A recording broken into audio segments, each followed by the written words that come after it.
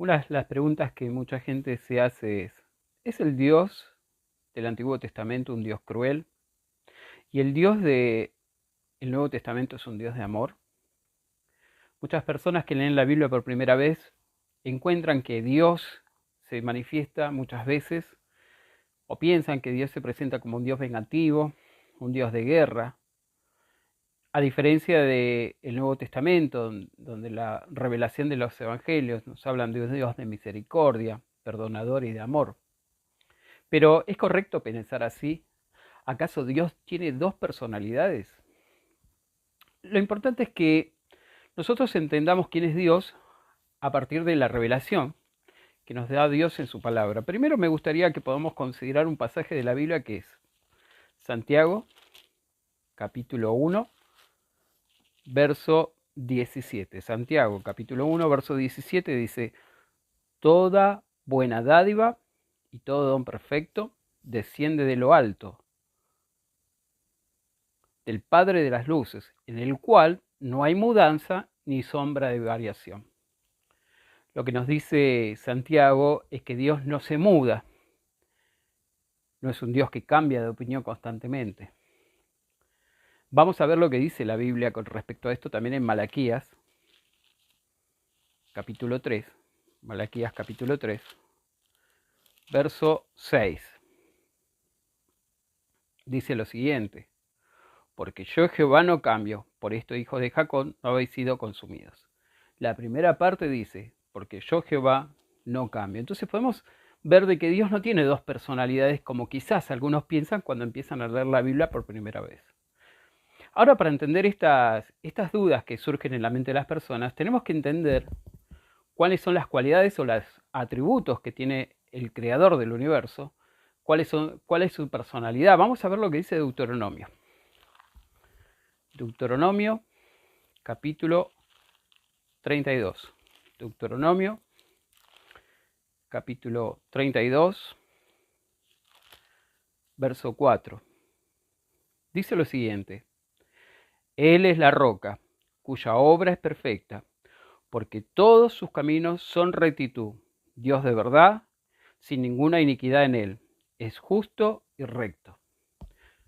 Podemos ver que la Biblia nos describe a Dios como un Dios justo, recto, un Dios que no aprueba la iniquidad. Esta es la personalidad de Dios. Vamos a ver lo que dice Éxodo, capítulo 34. Éxodo, capítulo 34, verso 6. Éxodo, capítulo 34, verso 6, dice lo siguiente: Y pasando Jehová por delante de él, proclamó: Jehová, Jehová, fuerte, misericordioso, piadoso, tardo para la ira, grande en misericordia y verdad. Entonces podemos ver de que la personalidad de nuestro Creador es un Dios de misericordia, un Dios tardo para la ira, un Dios piadoso. Estas son las cualidades o los atributos que Dios tiene. Dios no tiene dos personalidades, sino que tiene todas estas cualidades que obran en armonía con su voluntad. Vamos a considerar otro pasaje de la Biblia. Esta vez vamos a considerar lo que dice Nehemías. Nehemías, capítulo 9. Nehemías, capítulo 9, verso 17. Dice Nehemías, capítulo 9, verso 17. No quisieron oír ni se acordaron de tus maravillas que habías hecho con ellos. Antes endurecieron su cerviz y en su rebelión pensaron poner caudillo para volverse a su servidumbre. Pero tú eres Dios que perdona, clemente y piadoso, tardo para la ira, grande en misericordia, porque no los abandonaste. Otra de las cualidades que Dios tiene es que es un Dios de perdón.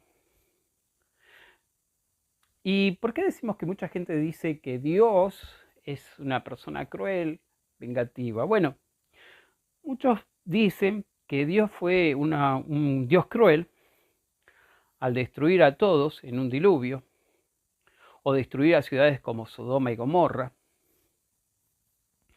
con todos sus habitantes, o mandó a eliminar a todas las tribus cananeas, aún los niños, las familias. Entonces muchos no encuentran esta armonía de un Dios de amor, un Dios de justicia, un Dios misericordioso con estas acciones que ha tomado Dios. Pero como dijimos, Dios tiene estos atributos y siempre ha obrado en conformidad con sus cualidades como la justicia.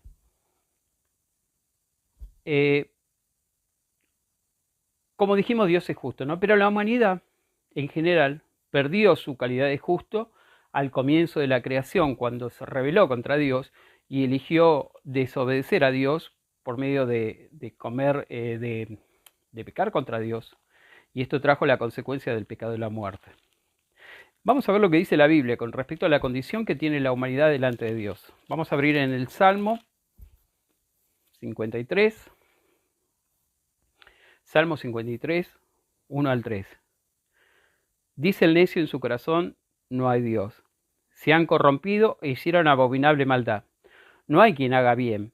Dios desde los cielos miró sobre los hijos de los hombres para ver si había algún entendido que buscara a Dios. Cada uno se había vuelto atrás. Todos se habían corrompido. No hay quien haga lo bueno, no hay ni aún uno. Entonces, a la vista de Dios, todas las personas son personas injustas, que tienen errores y que están condenados bajo el pecado. Entonces, el hecho de que tengan esta cualidad significa que están en una condición de condena, que es la condena de Adán. Vamos a ver lo que dice Romanos, capítulo 3.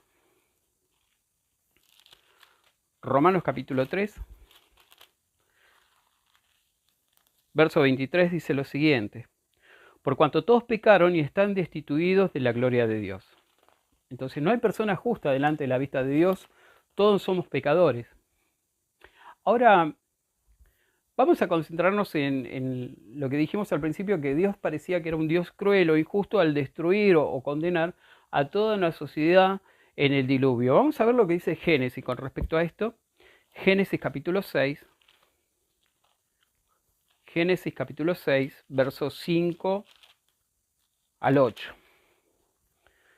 Dice lo siguiente: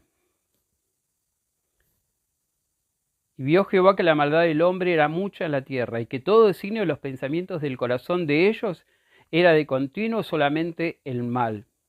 Y se arrepintió Jehová de haber hecho al hombre en la tierra, y le dolió en su corazón. Y dijo Jehová: raeré de sobre la faz de la tierra a los hombres que he creado, desde el hombre hasta la bestia y hasta el reptil y las aves del cielo, pues me arrepiento de haberlos hecho. Pero Noé halló gracia ante los ojos de Jehová. Entonces, tenemos que entender de por qué Dios tuvo que actuar así. El mundo antes del diluvio se había corrompido de una manera irrecuperable. Dios no podía dejar que tal sociedad con tal grado de maldad prosperara. Por eso decidió dar un nuevo comienzo a la humanidad, y Noé fue la persona indicada para dar ese nuevo comienzo. Vamos a ver lo que dice Jeremías para entender por qué Dios dijo estas palabras. Jeremías capítulo 17. Jeremías capítulo 17, verso 9 y 10. Jeremías capítulo 17, verso 9 y 10 dice lo siguiente: engañoso es el corazón más que todas las cosas y perverso. ¿Quién lo conocerá? Yo, Jehová, que escudriño en la mente, que pruebo el corazón para dar a cada uno según su camino, según el fruto de sus obras. Entonces, como dijimos, la sociedad de aquel entonces se había corrompido de tal modo que su corazón era constantemente pensaba en cosas malas. Como dice la palabra, Jehová conoce los corazones, los pensamientos, y él sabía que esa sociedad se había corrompido de una manera irrecuperable. Vamos a abrir la Biblia en Segunda de Pedro. Segunda de Pedro, capítulo 2, verso 5.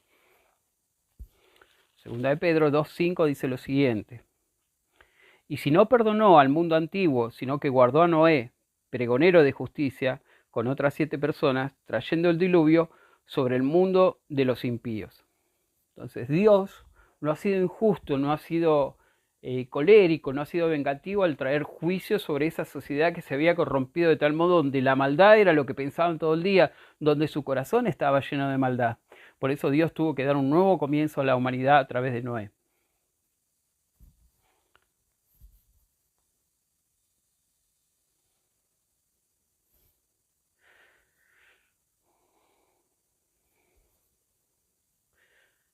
Vamos a ver el caso de Sodoma y Gomorra también, que muchas personas argumentan de que Dios fue muy cruel al eliminar Sodoma y Gomorra. Vamos a ver qué nos dice la palabra con respecto a la ciudad de Sodoma y Gomorra. Vamos a abrir la Biblia en Éxodo, capítulo 19. Éxodo, capítulo 19, verso 1 al 5. Dice: llegaron pues los dos ángeles a Sodoma a la caída de la tarde, y Lot estaba sentado en la puerta de Sodoma, y viéndolos Lot, que se levantó a recibirlos y se inclinó ante el suelo, hacia el suelo, y dijo: ahora, mis señores, os ruego que vengáis a casa de vuestro siervo, y os hospedéis, y lavéis vuestros pies, y por la mañana os levantaréis, y seguiréis vuestro camino. Y ellos respondieron: no, que en la calle nos quedaremos esta noche.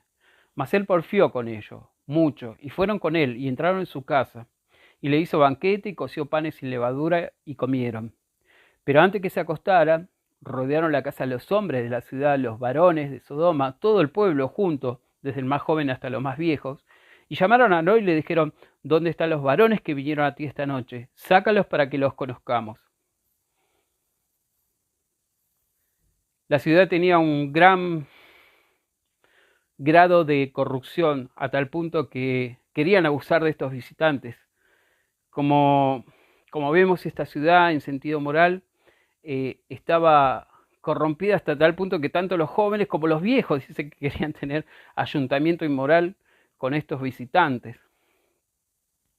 Es interesante el diálogo que tiene Abraham con uno de estos ángeles para ver cómo era la ciudad de Sodoma. Vamos a ver lo que dice Génesis, capítulo 18, verso 20 y después 22 al 23, al 33, dice lo siguiente. Génesis capítulo 18, verso 20.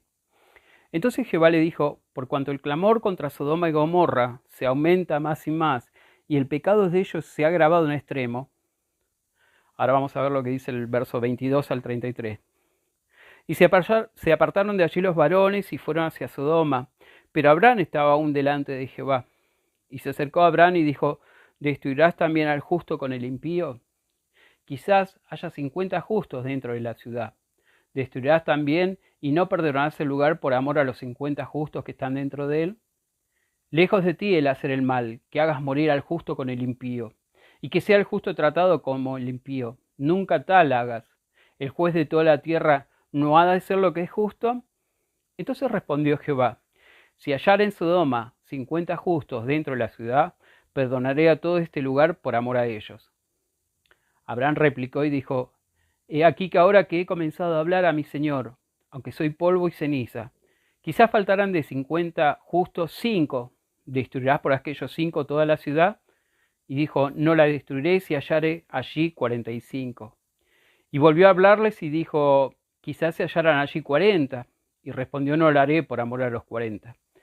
Y dijo: no se enoje ahora mi Señor si hablare, quizás hallarán allí 30. Y respondió: no la haré si hallare allí 30. Y dijo: he aquí ahora que he emprendido el hablar a mi Señor, quizás se hallen allí 20. No la destruiré. Respondió: por amor a los 20. Y volvió a decir: no se enoje ahora mi Señor si hablare solamente una vez. Quizás hallaren allí 10. No la destruiré. Respondió: por amor a los 10. Y Jehová se fue luego que acabó de hablar a Abraham, y Abraham volvió a su lugar. Como debemos ver el diálogo que tuvo Abraham con el mensajero, decía que ni siquiera había 10 personas que fueran justos en esa ciudad. Entonces podemos ver de que el juicio que había traído Dios por la maldad de esa ciudad no era un juicio vengativo ni colérico, sino que tenía razones fundamentales, razones de justicia, razones morales por las cuales ese pueblo no podía continuar en la existencia. Podemos pensar de que este juicio que tuvo la ciudad de Sodoma y Gomorra es como una enfermedad infecciosa, que si no se controla puede corromper todo el cuerpo y puede matar a la persona que se enferma con esta enfermedad infecciosa. Podemos decir que Dios obró con justicia, porque esta ciudad era merecedora de la sentencia que Dios había traído sobre ella por el gran la gran corrupción moral que tenía. Vamos a ver lo que dice Ezequiel con respecto a esto. Ezequiel capítulo 18. Ezequiel capítulo 18, verso 23. Ezequiel 18, 23 dice lo siguiente. Quiero yo la muerte del impío, dice el Jehová el Señor. No vivirá si se apartase de su mal camino. Entonces podemos ver de que Dios no ha sido injusto al traer castigo tampoco sobre la ciudad de Sodoma y Gomorra por la gran corrupción que había entre la gente de ese pueblo. Y el apóstol Pedro habló sobre esto. Vamos a ver lo que dice el apóstol Pedro en segunda carta de Pedro, capítulo 2, verso 6. Dice, y si condenó por destrucción a la ciudad de Sodoma y Gomorra, reduciéndolas a ceniza y poniéndolas de ejemplo a lo que habían de vivir impíamente.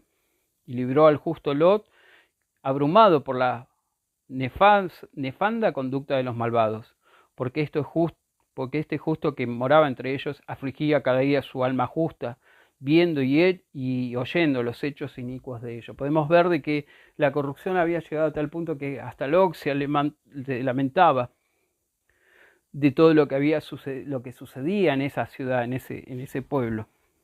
Por eso Dios obró con justicia al frenar la maldad y la corrupción que había en Sodoma. Ahora, el otro argumento que mucha gente expresa de que Dios parece un Dios colérico, injusto, tiene que ver con la eliminación de los pueblos cananeos que vivían en la tierra que Jehová le había prometido a Israel. Entonces, cuando Israel tenía que conquistar la tierra que Dios le prometió a sus antepasados, tenían que invadirla y eliminar a los habitantes de esta tierra. ¿Por qué tenía que hacer esto?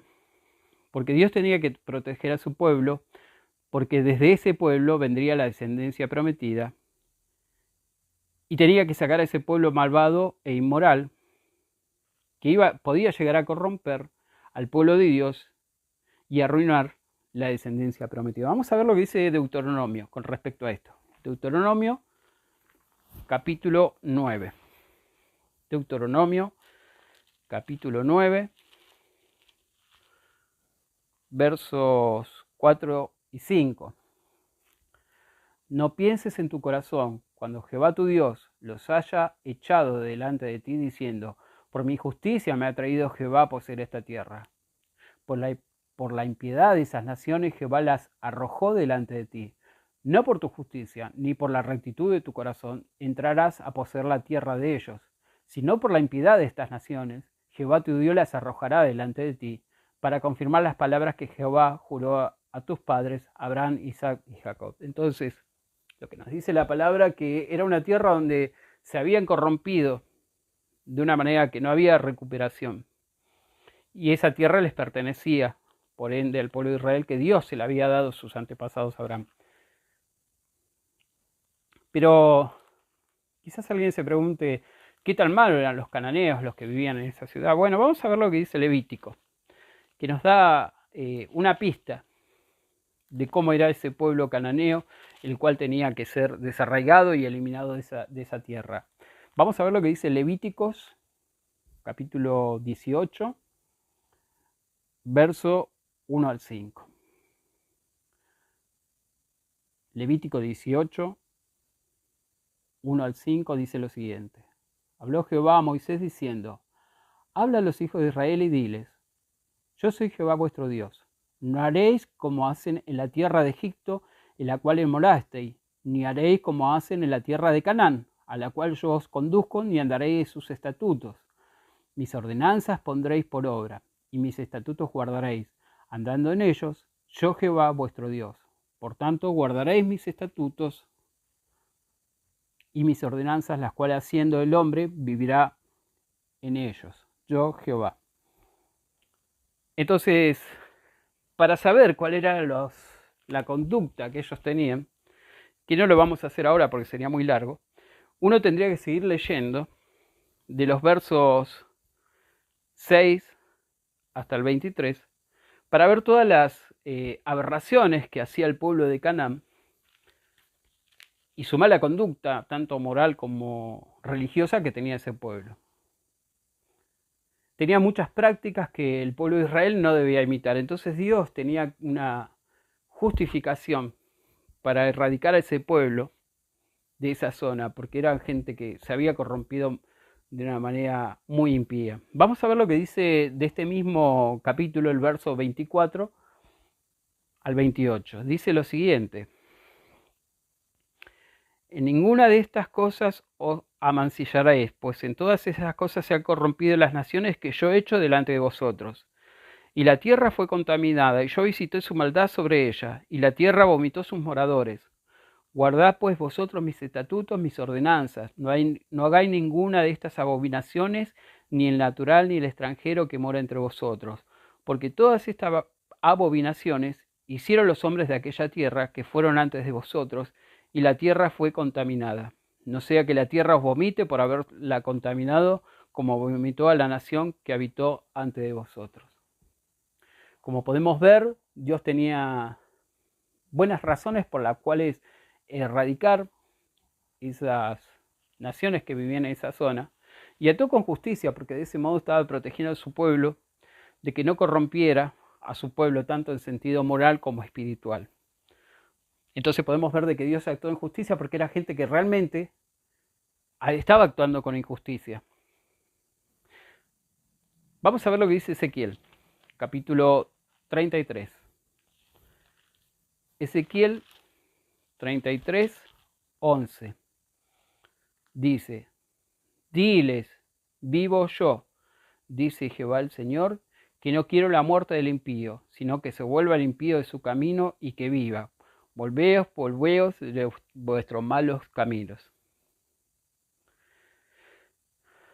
Jamás pensemos que Dios fue cruel o malvado a traer juicio sobre estas personas.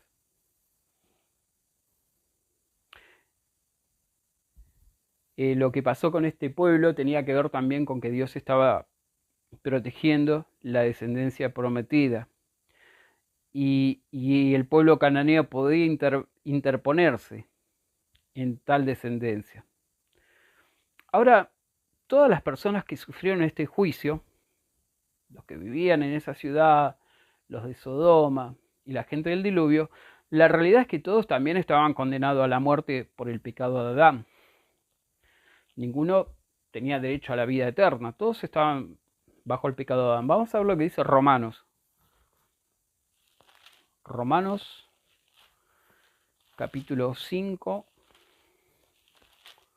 Romanos capítulo 5, verso 12 dice lo siguiente: por tanto, como el pecado entró en el mundo por un hombre, y por el pecado la muerte, así la muerte pasó a todos los hombres por cuantos todos pecaron. Entonces podemos decir de que quizás parezca injusto lo que ha pasado con este pueblo, con estas naciones, pero tengamos en cuenta que ninguno tenía el derecho a vivir, todos estaban bajo la condena de la muerte. Pero tenemos que pensar que Dios es misericordioso y todas esas personas serán restauradas por medio de la resurrección, por medio del Salvador Jesucristo. Vamos a ver lo que dice Hechos con respecto a esto. Hechos, capítulo 3, verso 21. Dice: a quien es cierto es necesario que el cielo reciba hasta los tiempos de la restauración de todas las cosas, de que habló Dios por boca de sus santos profetas que habían sido desde tiempo antiguo. Entonces dijimos que todas estas personas que han fallecido, o que han muerto, o que han recibido el juicio divino, van a ser restauradas de nuevo a la vida, por medio del arreglo del sacrificio que va a hacer Jesucristo. Esto tiene que ver con el reino que va a traer Jesucristo sobre la tierra, donde va a haber una resurrección general. Y vamos a ver lo que le va a pasar a la gente de Sodoma. Vamos a ver Mateo. Mateo, capítulo 10. Mateo, capítulo 10,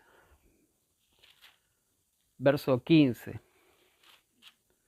Dice lo siguiente: de cierto os digo que en el día del juicio será más tolerable el castigo para la tierra de Sodoma y Gomorra que para aquella ciudad.